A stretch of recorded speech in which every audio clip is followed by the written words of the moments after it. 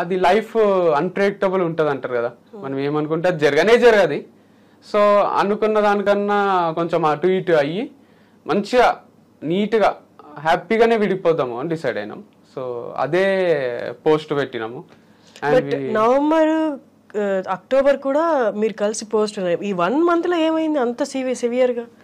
అంటే సివియర్గా కావాల్సిన అవసరం ఉండదు. కొన్ని ఎట్లుంటాయంటే separation is a big thing.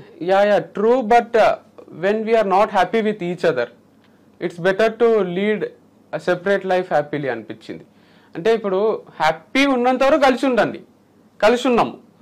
Happiness లేదు అనిపిస్తే కూడా కలిసి ఉండడం అంటే అది ఒక టైప్ ఆఫ్ రాంగ్ లైఫ్ స్టైలే కదా.